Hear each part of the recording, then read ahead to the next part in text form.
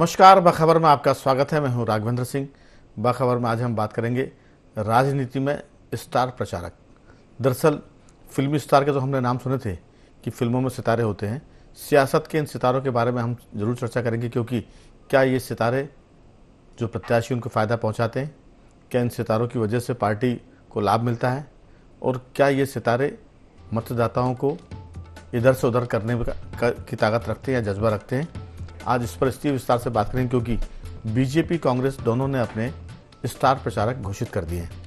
और इसमें सबसे खास बात यह है कि जो स्टार प्रचारक हैं उनमें ऐसे लोग भी हैं जो प्रचारक तो हो सकते हैं, लेकिन स्टार है कि नहीं ये जनता तय करेगी। मैं उनकी सूची के नाम पढ़ के आपको सुनाता हूँ। कांग्रेस की तरफ से जो स्टार प्रचारक है उसमें मल्लिकार्जुन खड़गे। अब मल्लिकार्जुन खड़गे कांग्रेस के राष्ट्रीय अध्यक्ष है, लेकिन मध्य प्रदेश में वो कितने वोट इधर से उधर कर सकते हैं, ये एक चर्चा का यानी एक सवाल होगा। सोनिया गांधी, राहुल गांधी, इनके बारे में तो ठीक है कि चर्चित चेहरे हैं और इनकी पार्टी के भीतर या और लोगों में पकड़ है। केसी वेणुगोपाल टोटल जो है वो इस तरह के हैं कि उनका पब्लिक फेस नहीं मान सकते इनको अपन। भंवर जितेंद्र सिंह, कमलनाथ जी मध्य प्रदेश के पूर्व मुख्यमंत्री हैं, मध्य प्रदेश के ही लीडर हैं। दिग्विजय सिंह जी, प्रियंका गांधी, जीतू पटवारी, उमंग सिंगार, अशोक गहलोत, भूपेश बघेल, ये दोनों कल तक की बात करें तो राजस्थान और छत्तीसगढ़ के पूर्व मुख्यमंत्री। सचिन पायलट, कांतिलाल भूरिया, अरुण यादव, अजय सिंह राहुल, डॉक्टर गोविंद सिंह, संजय कपूर, विवेक तनखा, अशोक सिंह, सीपी मित्तल, एमपी प्रजापति, सज्जन सिंह वर्मा, लखन घनघोरिया, तरुण भानोत, जयवर्धन सिंह, हेमंत कटारे, राजेंद्र कुमार सिंह, रामनिवास रावत, आरिफ मसूद, मीनाक्षी नटराजन, हिना कावरे, बाला बच्चन, सुखदेव पांसे, रजनीश सिंह, विक्रांत भूरिया, विभा पटेल, साधना भारती, कुणाल चौधरी, आशुतोष चौकसे।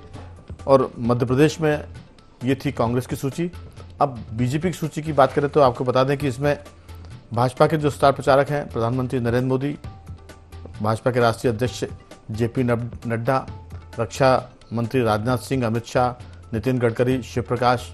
अब शिव प्रकाश जी संगठन से जुड़े हैं और ये जनता के भीतर कोई स्टार प्रचारक नहीं, लेकिन कार्यकर्ताओं में उनकी पकड़ है, इसलिए उनको मान सकते हैं। डॉक्टर मोहन यादव मध्य प्रदेश के मुख्यमंत्री, बी.डी. शर्मा प्रदेश भाजपा अध्यक्ष, ज्योतिरादित्य सिंधिया केंद्रीय मंत्री, महेंद्र सिंह, सतीश उपाध्याय, सत्यनारायण जटिया, जगदीश देवड़ा, राजेंद्र शुक्ला, शिवराज सिंह चौहान, भूपेंद्र पटेल, वीरेंद्र कुमार खटीक, फग्गन कुलस्ते, स्मृति ईरानी, योगी आदित्यनाथ, भजनलाल शर्मा जो राजस्थान के मुख्यमंत्री हैं, योगी आदित्यनाथ उत्तर प्रदेश के हैं, देवेंद्र फडणवीस महाराष्ट्र के उप मुख्यमंत्री है, केशव प्रसाद मौर्य, हेमंत विश्वा शर्मा जो असम के मुख्यमंत्री है, विष्णुदेव साय छत्तीसगढ़ के मुख्यमंत्री है, हितानंद भाजपा के संगठन महामंत्री मध्य प्रदेश के, प्रहलाद पटेल, कैलाश विजयवर्गीय, जवान सिंह पवैया, राकेश सिंह, लाल सिंह आर्य, नारायण कुशवाहा, तुलसी सिलावट, निर्मला भूरिया, ऐदल सिंह कंसाना, गोपाल भार्गव, नरोत्तम मिश्रा, सुरेश पचौरी, कविता पाटीदार और गौरी शंकर बिसेन।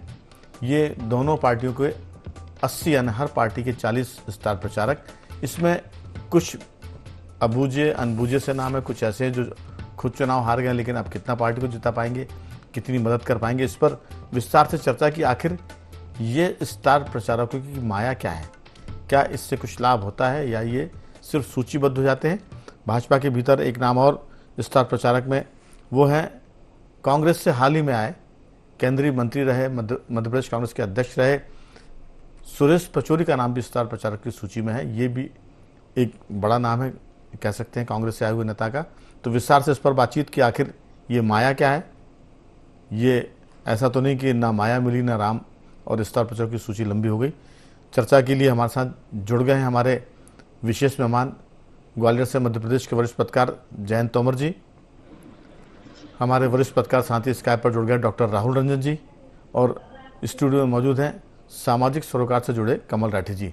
आप सभी का बहुत बहुत स्वागत है।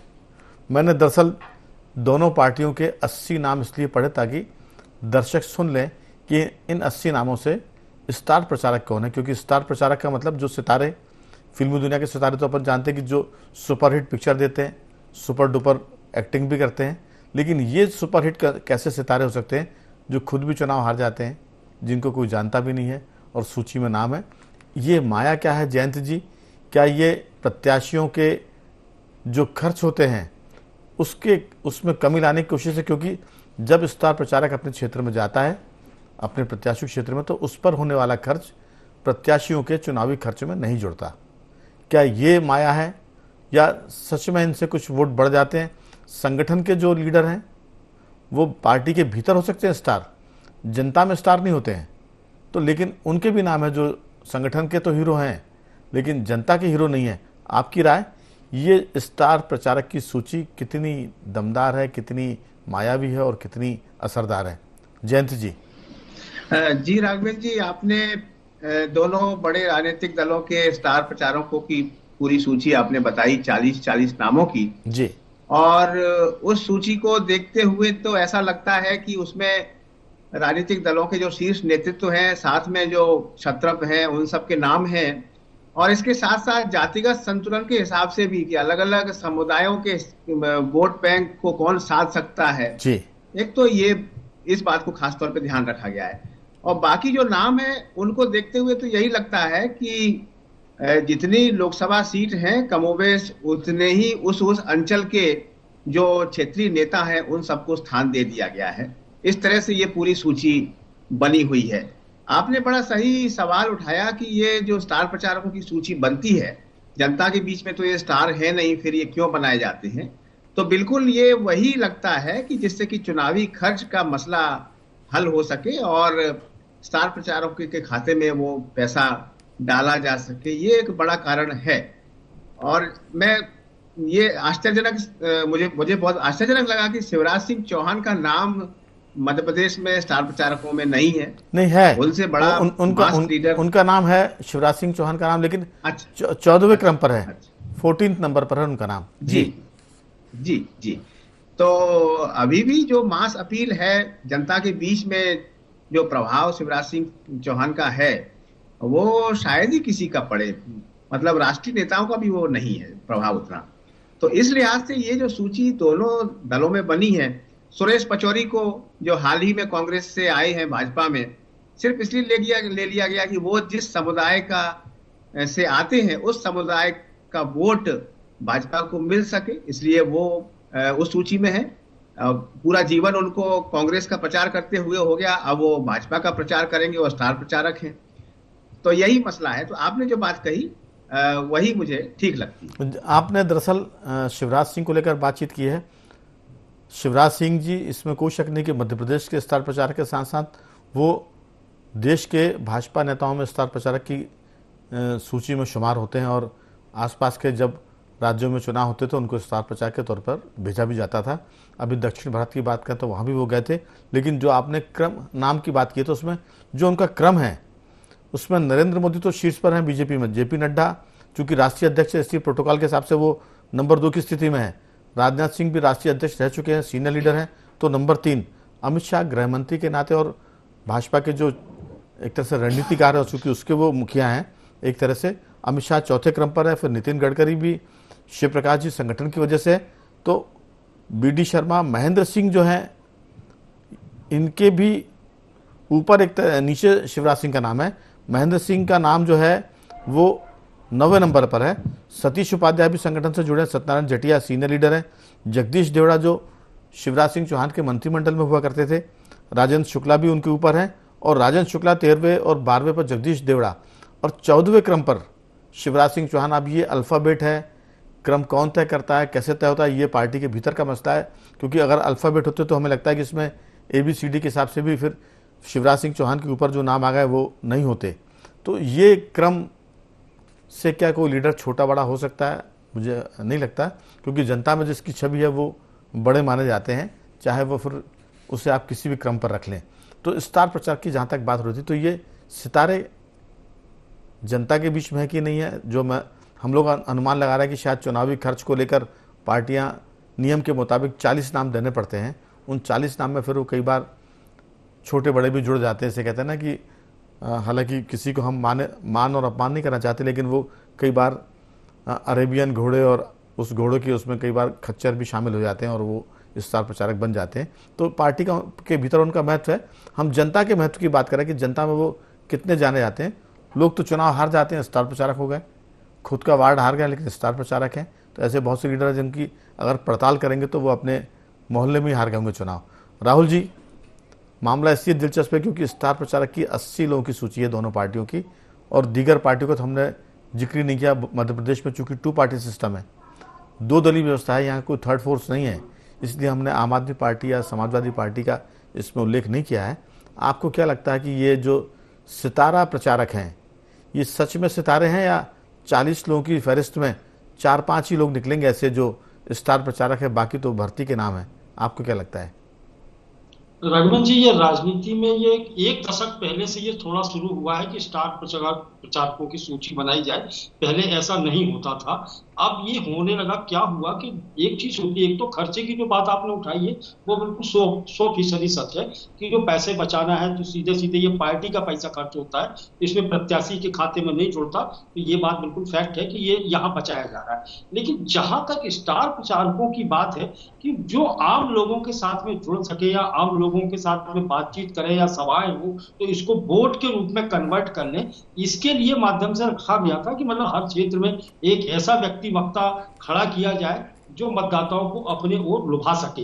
अब उसमें प्रयोग के तौर पे हुआ ये था कि कुछ समय तक फिल्मी स्टार को या क्रिकेटर्स को या फिर ऐसे जो सामाजिक क्षेत्रों से जुड़े हुए थे जिनको पब्लिक बहुत अच्छे से जानती है, जैसे क्रिकेटरों को बहुत अच्छे तरीके से जानती है, फिल्म स्टारों को आप देख लीजिए, फिल्म स्टारों को बहुत जानती है, तो अक्सर ये होता था कभी हेमा मालिनी को, कभी किसी गोविंदा को, ऐसे स्टार्स को लेके आते थे। नहीं, तो ये बोलते थे। राहुल जी, ये स्टार तो हैं लेकिन फिल्मों के हैं, क्रिकेट के हैं।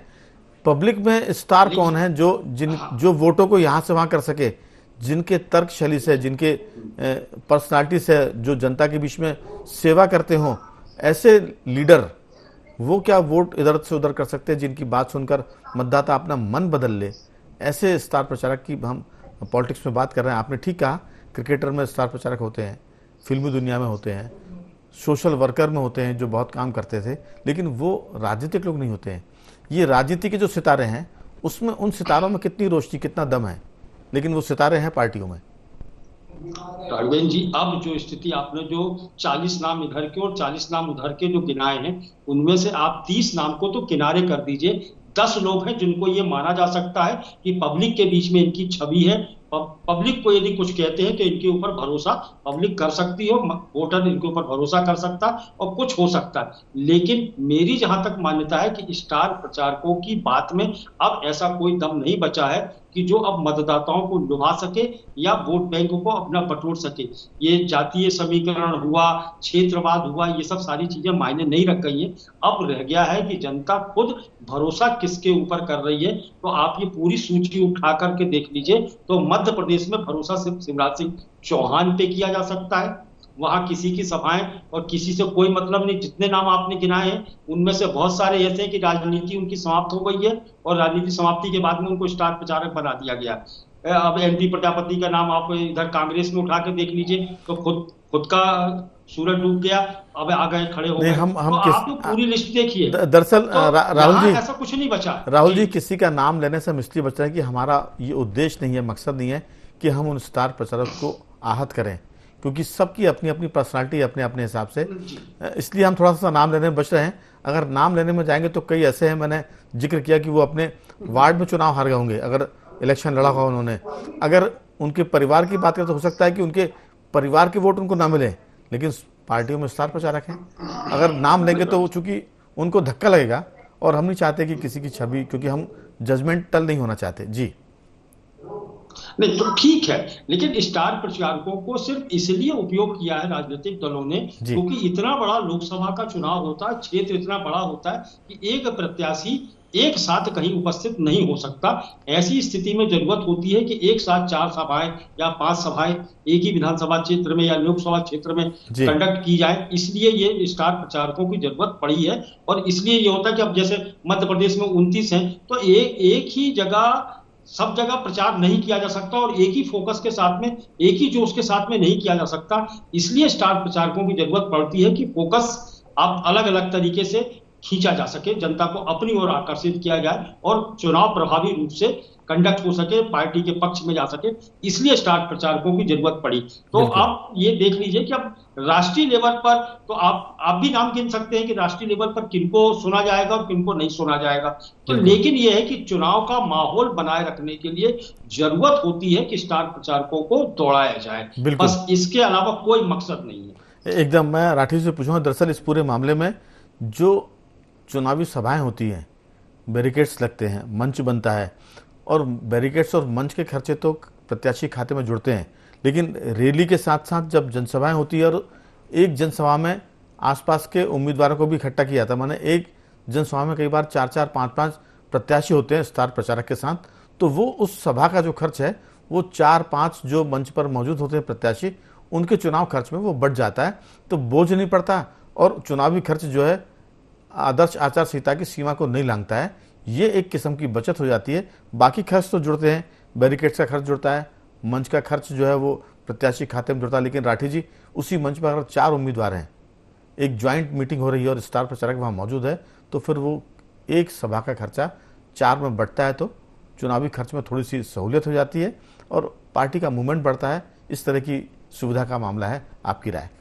नहीं, बिल्कुल आपने कहा, जैसे स्टार प्रचारक बनाने का उद्देश्य ये रहा था कि पहले फिल्मी सितारे या ऐसे जो आम जनता के बीच पॉपुलर चेहरे करने वाले, हाँ, उनको लाया जाता था। लेकिन अब धीरे धीरे वो पीछे हो गए हैं और राजनीतिक रूप से जो है सक्षम वही लोग आगे आ गए हैं। इसके पहले जब हम माने तो स्टार प्रचारक के रूप में हिंदुस्तान में मुझे लगता है एक ही व्यक्ति जो आज तक का रिकॉर्ड है जिसमें भीड़ इकट्ठी नहीं करनी पड़ती थी, भीड़ स्वयं आती थी, वो थे शायद अटल बिहारी वाजपेयी जी, जिनको सुनने पक्ष विपक्ष दोनों ही पार्टियां आते थे, लोग उन्हें सुनना पसंद करते थे। लेकिन अब ऐसा कोई स्टार प्रचारक हिंदुस्तान में इंदिरा जी को भी सुनने आते थे। अगर आजाद भारत की बात करें तो लोगों ने जवाहरलाल नेहरू जी को भी सुना है बिना, उस समय तो लोग खुद ही आते थे। लेकिन उस समय ज्यादा पार्टियां नहीं थी, लेकिन अगर हम बात की समय की बात करें तो अटल बिहारी वाजपेयी जी का सुनने का जो मैंने देखा है कि लोग अलग अलग उसके भी आते थे दलों के और सुनना पसंद करते थे। अब तो राजनीतिक रूप से तो ये होता है कि लोगों को इकट्ठा किया जाता है, बस में भर के लाया जाता है, कार्यकर्ता इकट्ठा करते हैं, लाते हैं, चाहे वो कांग्रेस के हों चाहे बीजेपी के हों। अब रही बात आपने जो स्टार प्रचारक की बोली, तो इस वक्त का जो चुनावी माहौल है उसमें हिंदुस्तान में एक ही 2 तरीके के वोटर हैं, एक मोदी के पक्ष के, एक मोदी के विपक्ष के, और स्टार प्रचारक एकमात्र व्यक्ति है नरेंद्र मोदी जी। इसके अलावा कोई भी स्टार प्रचारक है ही नहीं। मतलब हर व्यक्ति, हर सांसद का जो विधायक, जो सांसद का चुनाव लड़ेगा, वो ये चाहेगा कि नरेंद्र मोदी जी मेरे यहाँ आ जाए। 2014 में मैंने मोदी जी का वो भी देखा है कि उन्होंने वर्चुअल रूप से एक जगह से कम 5-5 सभाएं 5-5 जगह की कर ली थी, तो वर्चुअल उनने उसका 2014 में इंट्रोडक्शन किया था। तो इस बार भी हो सकता है वो रहेगा कि मोदी जी, क्योंकि डिमांड कैंडिडेट करता है कि हमें हमारे क्षेत्र में कौन चाहिए। बिल्कुल भाई, कोई जाति से करता है, कभी किसी और समीकरण, अन्य कई तरीके के समीकरण पे आदमी बुलाता है। तो मुझे लगता है कि नरेंद्र मोदी जी के आगे किसी भी स्टार प्रचारक का कोई महत्व बचता ही नहीं, चाहे वो कांग्रेस में हो, बीजेपी में हो या अन्य किसी भी दल में हो। देखिए, दरअसल हर पार्टी का अपना एक चेहरा होता है और वो हर पार्टी के चेहरे उनके स्टार होते हैं। इसलिए बीजेपी का मोदी जी हो सकते हैं, कांग्रेस का राहुल गांधी, प्रियंका गांधी, सोनिया गांधी स्टार प्रचारक हैं, उनके राष्ट्रीय अध्यक्ष खड़गे जी हो सकते हैं। लेकिन हम ये कह रहे हैं कि जो लोग ऑफिस में बैठ के काम करते हैं वो स्टार प्रचारक कैसे हो सकते हैं, लेकिन ये पार्टियों का निर्णय है, वो किसी को भी बना सकती है। इसी पर हम बात करेंगे कि एक ज़माना था जब लोग सुनने जाया करते थे, क्योंकि तब पार्टियों के स्टार प्रचारक, चाहे पूर्व प्रधानमंत्री की आप बात कर रहे हैं, अटल जी की, हम नेहरू जी की बात कर रहे हैं, वो असल में नीतिगत बातें करते थे, वो पॉलिसी पर बात करते थे कि अगर हम चुनाव जीत कर आएंगे तो हम ये विदेश नीति होगी, ये आर्थिक नीति होगी, ये शिक्षा नीति होगी, और इसको सुनकर मतदाता अपना मन बनाता था कि हम किस पार्टी को वोट करें। क्योंकि पहले लोग जो भाषण देते थे वही पार्टी की पॉलिसी हुआ करती थी। अब भाषण तो ये होता है कि कुछ भी बोल दो आप, जिस तरह के भाषण से वोट मिल सकते हैं वो सब वादे वो कर देते हैं। फिर सरकार में आने के बाद वो सारे वादे एक तरह से बगल में हो जाते हैं। फिर वो कहते हैं कि प्रैक्टिकली हम क्या कर सकते हैं, इस पर बात करें। तो दरअसल जयंत जी, स्टार प्रचारक का जो लेबल है वो नीचे जाता जा रहा है। पहले के स्टार प्रचारक पार्टी के लोकप्रिय नेता हुआ करते थे, जो वो बोलते थे वो पार्टी की लाइन होती थी, पार्टी की नीति सिद्धांत होते थे। अब तो कहते हैं कि किस तरह से मुफ्त की घोषणाएं करने से वोट मिल सकते हैं, तो आप देखिए कि धुआंधार घोषणाएं होती है। इतनी घोषणाएं होती है कि जन्म से लेकर मरने तक सारे इंतजाम पार्टियां करती हैं कि हमें वोट भर दे दीजिए, उसके बाद आप सिर्फ जन्म ले लीजिए, बाकी जन्म से लेकर मरने तक का जिम्मा हमारा रहेगा। ऐसे में ना तो सरकार चल पाएगी, ना देश चल पाएगा। स्टार प्रचारक इस तरह की बातें करने लगे। आपकी राय? राघवेंद्र जी, इस चर्चा को सुनते हुए बहुत कुछ याद आ रहा था जी। अटल जी का जिक्र आया। वो निश्चित रूप से एक बहुत प्रभावी वक्ता थे और इस हिंदुस्तान के लोगों ने उनको बड़े चाव से सुना है। लेकिन मुझे याद आ रहा था कि हेमवती नंदन बहुगुणा ने सबसे पहले चुनावों को उत्सव का स्वरूप दिया, ऐसा मैंने पढ़ा है, ऐसा मैंने सुना है जी। लेकिन आप देखिए कि इलाहाबाद में वो अमिताभ बच्चन से बुरी तरह से चुनाव हारे, जो इतने बड़े स्ट्रेटेजी मेकर थे कांग्रेस के, और वो एक फिल्मी सितारे के सामने अंततः वो चुनाव हारे। वहां से शायद और भी पहले से हो सकता है, लेकिन वहां से हम देखते हैं कि किस तरह से स्टार प्रचारकों में एक फिल्मी सितारे, क्रिकेट सितारे जिनकी बात राहुल रंजन जी कर रहे थे, उन सबका आना शुरू हुआ। तो अच्छे वक्ता जिनका जनता पर प्रभाव हो और जो धारा को मोड़ दें, ऐसे वक्ता तो दिनों दिन कम होते ही चले गए। मैं ये बिल्कुल ठीक कहा। थोड़ा सा हस्तक्षेप करूंगा इसमें। दरअसल आम भाषा में फिल्मी सितारों को अगर हम कहेंगे तो लोग कहते थे कि नचैये हैं, गवैये हैं, लेकिन मध्य प्रदेश में या हम मध्य भारत की, उत्तर भारत की बात करें तो वहाँ इसका रिवाज खत्म हुआ। लेकिन दक्षिण भारत में जो फिल्मी सितारे थे वो उनके आइकॉन बन गए। चाहे एन टी रामाराव की बात करें, एम.जी. रामचंद्रन की बात करें या जयललिता की बात करें, ये सब वो सितारे हैं जो स्थापित नेता को जिन्होंने उखाड़ दिया और फिर वो जीवन पर्यंत जनता के हीरो बने रहे, वो स्टार थे। जी बिल्कुल।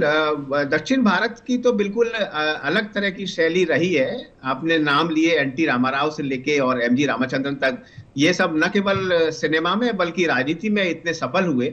और वहां हम सब ने देखा है कि कैसे फिल्मी सितारों के मंदिर तक बन जाते हैं। तो वहां की जो शैली है, वहां की जो रुचियां हैं, वो बिल्कुल भिन्न तरह की हैं। वो उत्तर भारत में भी आई हैं, हम सब ने देखा है। अब हम जो सुनने में आ रहा है कि खजुराहो से अमिताभ बच्चन के बेटे अभिषेक बच्चन को टिकट दिया जा रहा है, तो एक जमाने में सुनते थे कि मेरे अंगने में तुम्हारा क्या काम है। अब मध्य प्रदेश में खजुराहो सीट, अब देखिए, अगर जो फिल्मी दुनिया में स्टार नहीं, वो जनता के बीच में स्टार कैसे हो जाएगा? अब ये अगर ऐसा होता है, क्योंकि अब ये अनुमान है, हमें नहीं लगता कि वो इलेक्शन लड़ेंगे, क्योंकि अगर लड़ते हैं तो ये तो चुनाव में जनता तय करेगी कि ये वहाँ के स्टार हैं कि यहाँ के फ्लॉप हीरो हैं जनता के बीच के। तो ये बहुत सारी बातें हैं, लेकिन हम इसी पर फोकस करते हैं कि आखिर स्टार प्रचारक है तो वो स्टार तो हो। स्टार में अमिताभ बच्चन के बेटे हो सकते हैं, अमिताभ हो सकते हैं, लेकिन बाद में ये सब खारिज कर दिया गया। अगर हम हिंदुस्तान की, मैं उस क्षेत्र की बात करें, उत्तर भारत की, मध्य भारत की या बाकी जगह की बात करें, लेकिन दक्षिण भारत की थोड़ा सा अलग मिजाज है। राहुल जी कुछ अपनी बात चाहे तो पूरी करें। जयंत जी। जी मेरी बात बिल्कुल पूरी हो गई जी। राहुल जी कुछ कहेंगे आप? हाँ जी राघवेंद्र जी, वो जो फिल्म स्टारों वाली बात हो रही थी, हुआ क्या कि चुनाव मैनेजमेंट वो हो गया, इवेंट हो गया। और इवेंट का कॉन्सेप्ट ये 10-15 साल पहले शुरू हुआ था।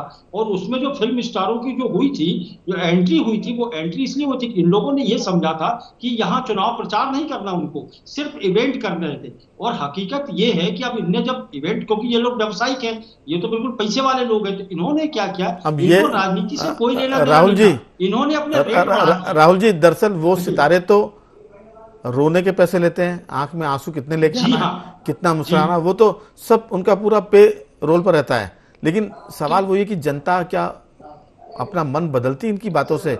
हम इस पर फोकस कर रहे हैं कि ये सितारे तो हैं, लेकिन जनता का मन बदलने वाले अटल बिहारी वाजपेयी हो सकते हैं, जवाहरलाल नेहरू हो सकते हैं, इंदिरा जी हो सकती थी, या आज की दुनिया में जैसे मोदी जी का इन्होंने जिक्र किया, हम राहुल गांधी की बात कर सकते हैं, यूपी की बात करें तो अखिलेश यादव, बिहार की करें तो नीतीश कुमार, लालू यादव। सवाल ये कि वोट कितने इससे इधर से उधर होते हैं? राहुल जी। राघवेंद्र जी, हकीकत ये है कि आज के वक्त में और वर्तमान राजनीति में ऐसा कोई राजनीतिक वक्ता नहीं बचा हुआ है जिसको अटल जी, इंदिरा जी नेहरू जी इनके बराबर दिल थाम करके आदमी सुनता होगा। अटल जी को, नेहरू जी को, इंदिरा जी को, इन लोगों को सुनने वाले लोग राजनीति से जुड़े नहीं थे। भारतीय जनता पार्टी के भले अटल बिहारी वाजपेयी हो, लेकिन कांग्रेसी सबसे ज्यादा सुनने के लिए जाते थे और दीगर दलों के लोग सुनने जाते थे। नेहरू को सुनने के लिए तमाम हिंदुस्तान इकट्ठा होता था। तो ये अब ऐसा कोई लेवल राजनीति में बचा नहीं है, ऐसा कोई राजनीतिक वक्ता नहीं बचा हुआ है जो ठोस बातें कह रहा हो, जो दिल को छूती हो। दिल को छूने वाली बातें नहीं रह गई, ये हवा हवाई बातें हैं। दरअसल हवा हवाई बातें लोग नहीं पसंद करते। दरअसल भरोसे का संकट है कि राजनीति में राहुल जी, सूनापन आ गया है। भरोसे का संकट है। पहले लोग नेताओं की बात पर भरोसा करते थे, अब वो चूंकि भरोसे का संकट हो गया है, इसलिए बातों का असर भी उतना घट गया है। राठी जी, आपकी इस पर संक्षिप्त टिप्पणी की। जैसा दक्षिण का भी कहा, तो आपने जो 3-4 नाम लिए, इसके बाद जो इनके बच्चे हैं जब वो राजनीति में आए, या और भी चिरंजीवी और रजनीकांत और ऐसे लोग भी आए, लेकिन ये उतनी सफलता नहीं ले पाए। तो आप देखिए कि फिल्मी सितारे भी एक समय था कि वो आए और चले गए। अमिताभ बच्चन भी शायद अगली बार चुनाव नहीं जीत पाए थे। तो आप ये देखेंगे, जो मैंने कहा कि आप जब नाम लेंगे तो हिंदुस्तान में राजनीतिक रूप से स्टार प्रचारक ये 3-4 नाम ही हो सकते हैं। और आज की तारीख में हम कमोपेश ज्यादा कर लें, लेकिन मोदी जी के अलावा मुझे नहीं लगता कि कोई स्टार प्रचारक है। और बाकी रही बात, पहले भीड़ इकट्ठी नहीं की जाती थी, भीड़ अपने आप होती थी, और अब पैटर्न चेंज हो गया। अब किसी को भी लाना हो तो भीड़ को लाना पड़ता है, भीड़ तंत्र के बिना कुछ होता नहीं है। दरअसल भीड़ इकट्ठी करने के लिए तो आप फिल्मी दुनिया के हीरो ला सकते हैं, लेकिन उस भीड़ का मानस बदलने के लिए आपके नेताओं में विश्वसित होनी चाहिए, उसका संकट है। दरअसल भीड़ जुटाने के लिए तो स्टार हैं, लेकिन भीड़ का मन बदलने वाले लीडर कम हैं, जिनको हम स्टार, पॉलिटिकल स्टार कह सकते हैं, उनका बड़ा संकट है। तो कह सकते हैं कि जमात में तो 80 नाम आ गए हैं स्टार की, लेकिन उसमें से कितने लोग मन बदल सकते हैं मतदाताओं का, इस पर विचार करने की जरूरत है। मैं तीनों मेहमानों का धन्यवाद करूंगा। जयंत जी, आपका साधुवाद। राहुल जी, आपका बहुत धन्यवाद।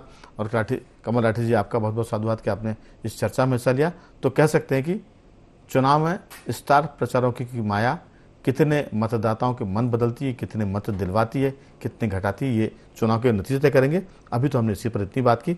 बंद रहिए हमारे साथ। बाकी और मां सिर्फ इतना ही, लेते हैं विदा।